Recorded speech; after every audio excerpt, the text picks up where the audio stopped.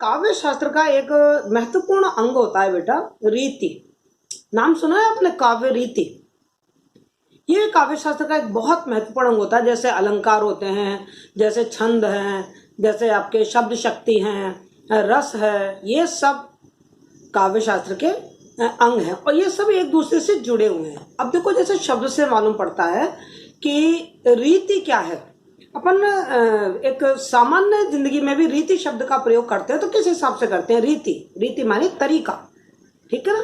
तो आज हम काव्य का क्या तरीका होता है, काव्य लिखने का के क्या प्रकार होते हैं, क्या शैली होती है, किस तरीके से कवि काव्य लिखते हैं, इस पर आज हम विचार करेंगे, जिसे हम काव्य रीति के नाम से जानते हैं और जो काव्य शास्त्र का एक महत्वपूर्ण अंग है।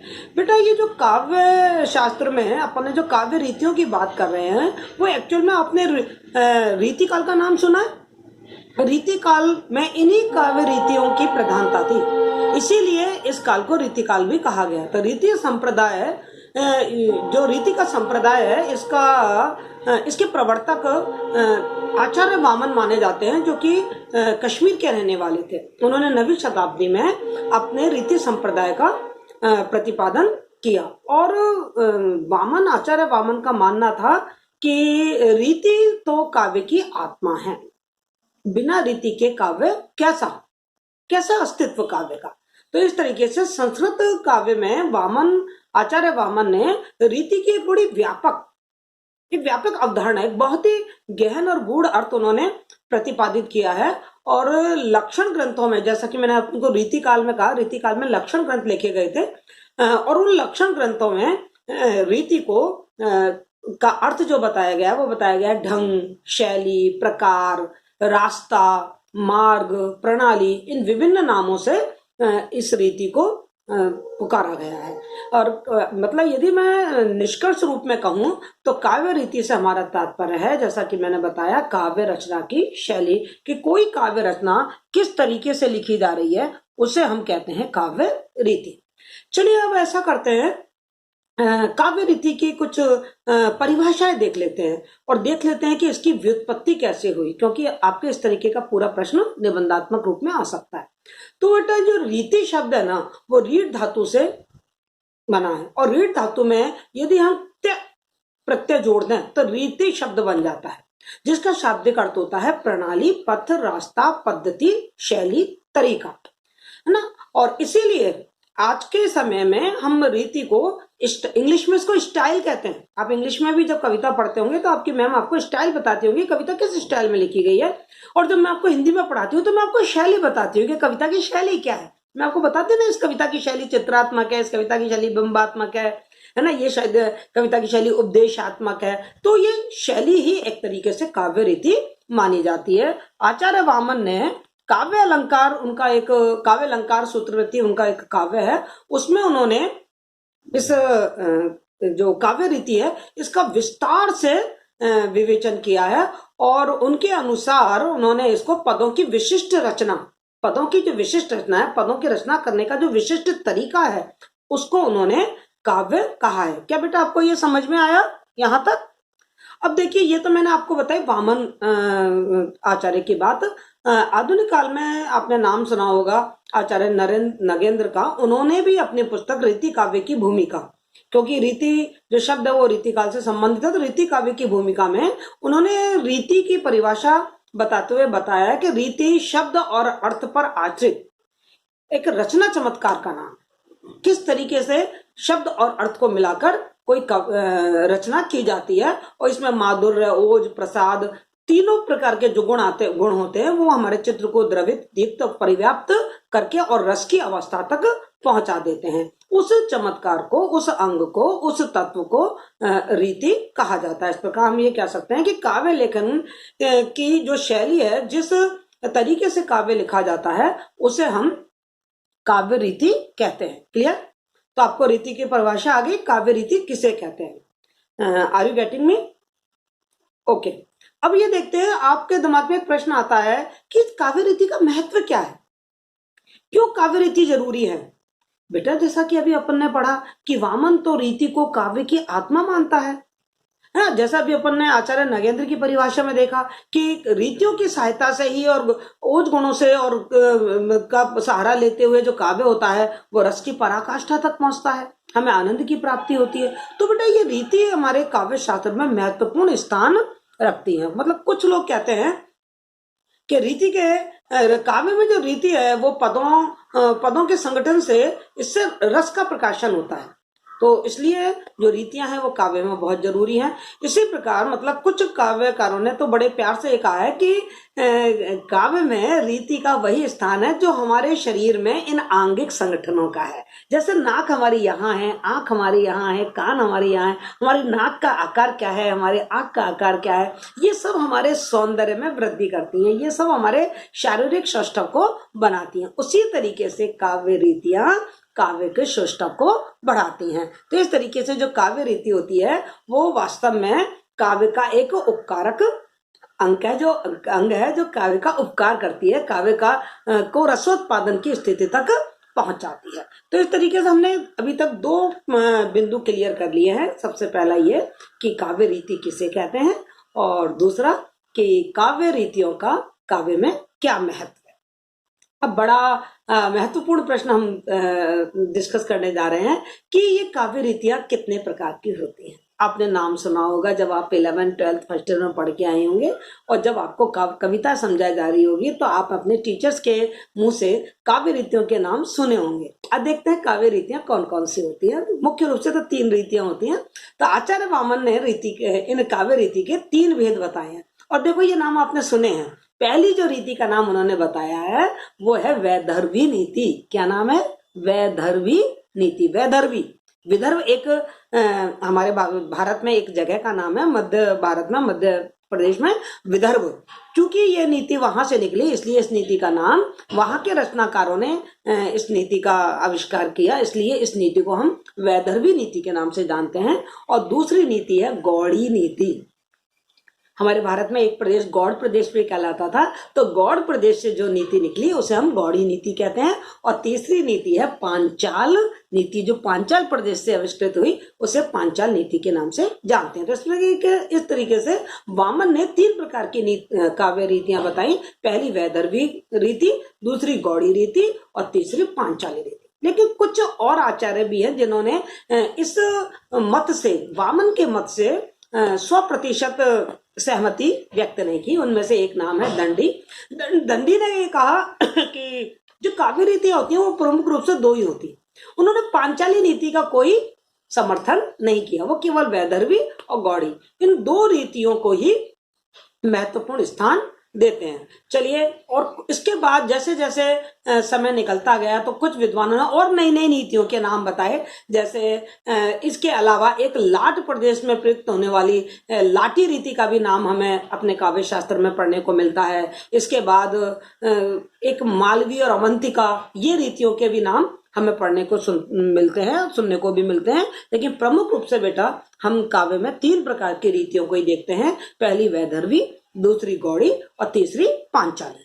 चलिए, अब ऐसा नहीं लगता आपको कि हम इन रीतियों के बारे में थोड़ा अलग अलग डिटेल से पढ़ लें? क्या हमारे मन में ये जिज्ञासा पैदा नहीं हो रही कि वैदर्भी नीति क्या है, इसकी क्या विशेषताएं हैं, इसके क्या उदाहरण हैं? और आप जब इनके उदाहरण देखेंगे, इनकी विशेषता देखेंगे, आप रात दिन इससे संबंधित कविताओं को पढ़ते हैं। तो वैदर्भी, सबसे पहले आइए अपन देखते हैं वैदर्भी काव्य नीति कि वैदर्भी काव्य नीति क्या है। मैं आपको बता चुकी हूं कि प्रारंभ में विदर्भ के कवियों के द्वारा इसका प्रयोग किया गया, इसलिए इस काव्य रीति का नाम क्या पड़ गया?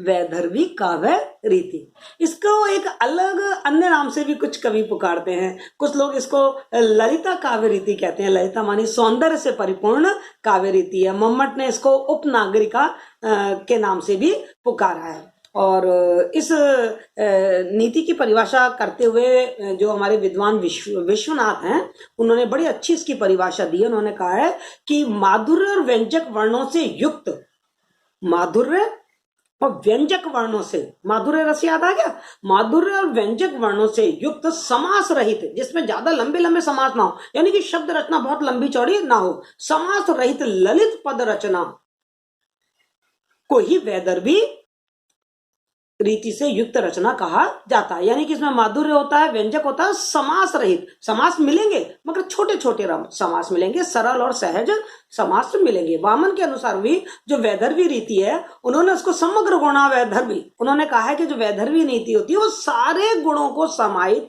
अपने अंदर कर लेती है। ओज, प्रसाद, माधुर्य, समस्त गुण उसके अंतर्गत होते हैं। और ये दोष रहित, ये रीति बिल्कुल दोष रहित है। इसमें जो काव्य रचना होती है वो बिल्कुल दोष रहित है।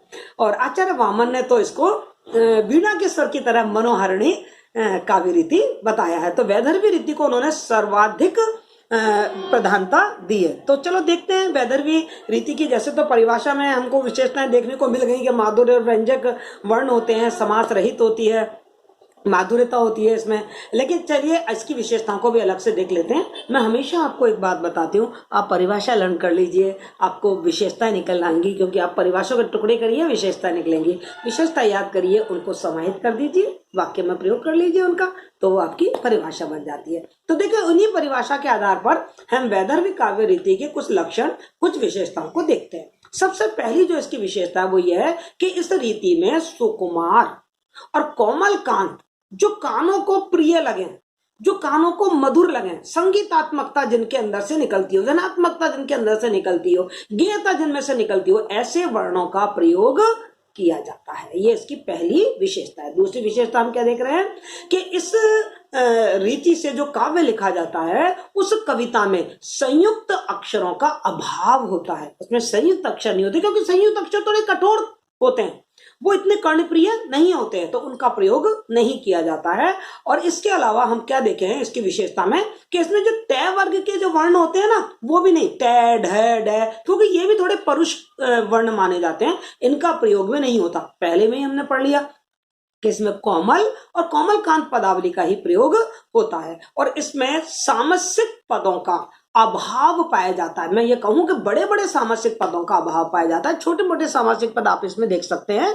और इस रीति से जो कविता लिखी जाती है वो कविता श्रृंगार रस, करुण रस और शांत रस, इस रस की जो कविताएं होती है, उन रस की कविताओं को लिखने के लिए ये जो वैदर्भिक नीति है ये सबसे ज्यादा अनुकूल मानी गई है। यानी कि कवि यदि श्रृंगार रस की कविता लिखना चाहता है, करुण रस की कविता लिखना चाहता है, शांत रस की कविता लिखना चाहता है, तो फिर वो वैदर्भी रीति में ही उस कविता को लिखेगा। और इसके अंतर्गत थोड़े जो सानुनासिक शब्द ना, जिसमें चंद्रबिंदु लगा होता है ना, उसका प्रयोग ज्यादातर इसमें होता है। चंद्रबिंदु वाले जो शब्द होते हैं उनका इसका प्रयोग होता है। देखो हम एक उदाहरण देखते हैं इसका, तो आपको ज्यादा समझ में आ जाएगा। देख सुदामा की दीन दशा, करुणा करके करुणा निधि रोए, पानी परात को छुओ नहीं, नैनन ही के जल सो पग धोए। ये क्या है? वैदर्भी रीति में लिखा हुआ काव्य है, एकदम सरल और सहज, मधुर कोमल वर्णों का प्रयोग हुआ है, कहीं सामसिक पदों का प्रयोग बड़ा बड़ा नहीं हुआ है। चलिए एक उदाहरण और देख लेते हैं अच्छे तरीके से कि राम को रूप निहारत जानकी, राम को रूप निहारत जानकी, कंकन के नग की परछाई। देखिए अनुनासिक जो हम कह रहे थे ना कि इसमें चंद्रबिंदु, सानुनासिक जो चंद्रबिंदु का प्रयोग होता है, तो राम को रूप निहारत जानकी, कंकन के नग परछाई, याते सबे सुध भूल गई, कर टेक रही पलटारत नाही। प्रस्तुत पद में हम क्या देख रहे हैं कि संयुक्त अक्षर और सामसिक पदों का कहीं भी प्रयोग नहीं हुआ है, ना ही कहीं तय वर्ग के कोई वर्णों का प्रयोग हुआ है, बल्कि कोमल और कोमल कांत पदावली का प्रयोग हुआ है और चंद्रबिंदु का प्रयोग हुआ है। अभी मैंने आपको यही विशेषता बताई वैदर्भी काव्य रीति की। तो ये वैदर्भी काव्य रीति है। आपको इसको बहुत अच्छी तरीके से, जहां तक मेरा ख्याल है, आपको ये चीज समझ में आई है। देखो अपने बिहारी का एक उदाहरण देखते हैं, बड़ा प्यारा सा, जो वैदर्भी नीति का अच्छा सा उदाहरण है। रस सिंगार मंजन किए, कंजन भंजन देना, अंजन रंजन ही बिना कंजन गंजन नैन। देखो आप ना, चंद्रबिंदु का प्रयोग है ना, और बिल्कुल कोमलकांत पदावली का प्रयोग हुआ है। तो ये है आपकी वैदर्भी काव्य नीति। थोड़ा सा रिवाइज करें। वैदर्भी काव्य नीति जो है वो विदर्भ प्रदेश से निकल कर आई है। विदर्भ के कवियों ने इसका सर्वप्रथम प्रयोग किया। ये बहुत ही सामसिक पद नहीं होते इसके अंतर्गत। टय वर्ण की जो वर्ग होते हैं टय वर्ग के, उनका भी प्रयोग इसमें नहीं होता। संयुक्त अक्षरों का इसमें प्रयोग नहीं होता। बड़ी कोमल सुकोमल जो वर्ण है उन्हीं का ही इसमें प्रयोग होता है। क्लियर। और इसमें चंद्र बिंदु वाले जो वर्ण है उनका प्रयोग हो जाता है। क्लियर बेटा, समझ में आया आपको? और इसके उदाहरण अच्छे से आप याद कर लीजिए। जितने उदाहरण आप इनका अभ्यास करेंगे उदाहरणों से कि ये विदर्भ वैदर्भी नीति है, और इसमें इसलिए वैदर्भी नीति है कि देखो इसमें टैवर्ण नहीं है, इसमें क्या कहते हैं आपके संयुक्त अक्षर नहीं है, इसमें बड़े बड़े सामासिक पद नहीं है, तो इसलिए ये वैदर्भी काव्य नीति रीति है। तो इस तरीके से आप इसको अच्छी तरीके से याद कर सकते हैं। आशा है आपको ये समझ में आई होगी। चलिए आगे देखते हैं गौड़ी काव्य रीति क्या है। पहली काव्य रीति क्या थी? वैदर्भी काव्य रीति। ठीक है, जो सरल सहज, जिसमें श्रृंगार रस की, करुण रस की और शांत रस की कविताएं लिखी गई। और दूसरी जो कविता है, वो दूसरी जो रीति है वो है गौड़ी। तो बेटा हम जितनी कविताएं पढ़ते हैं वो सारी कविताएं श्रृंगार, करुण और शांत रस की तो नहीं होती। हम तो कुछ कविताएं ऐसे भी पढ़ते हैं जिनमें वीर रस होता है ना, साजी चतुर रंग सेन, है ना, याद है आपने भूषण पढ़ा था। तो वीर रस की कविताएं भी होती हैं। तो वीर रस की कविताओं के लिए कौन सी काव्य रीति को अनुकूल माना गया है, और मैं वो आपको बताती हूँ। वो रीति है गौड़ी काव्य रीति। प्रारंभ में चूंकि गौड़ प्रदेश के कवियों ने ही इसका प्रयोग किया ज्यादातर, इसलिए इसे हम गौड़ी काव्य रीति के नाम से पुकारते हैं। और इसकी परिभाषा देते हुए मम्मट ने कहा है कि जहां ओज गुण का प्रकाश हो और थोड़ी कठोरता हो, उन्होंने इसको परुषा भी कहा है। मम्मट ने इस रीति को परुषा भी कहा है, क्योंकि ये थोड़ी कठोर है, इसमें थोड़े कठोर वर्णों का, कटु वर्णों का प्रयोग होता है, इसलिए इसको गौड़ी, थोड़ा सा कठोर परुषा, जिसमें ओज गुण सर्वाधिक पाया जाता है, ऐसी रीति को हम गौड़ी रीति कहते हैं। ठीक है बेटा, जिसमें वीर रस की कविताएं लिखी जाती है।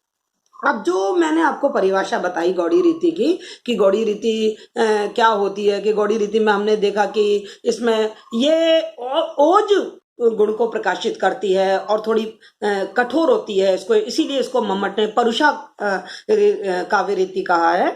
इस परिभाषा के आधार पर हम इसकी थोड़ी सी कुछ विशेषताएं निकालते हैं। देखो, सबसे बड़ी बात क्या है कि इसमें बड़े बड़े सामसिक पदों का प्रयोग होता है।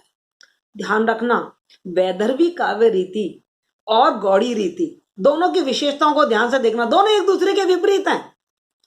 हमने क्या देखा? वैदर्भी काव्य रीति में बड़े बड़े सामसिक पदों का प्रयोग नहीं होता, गौड़ी रीति में होता है।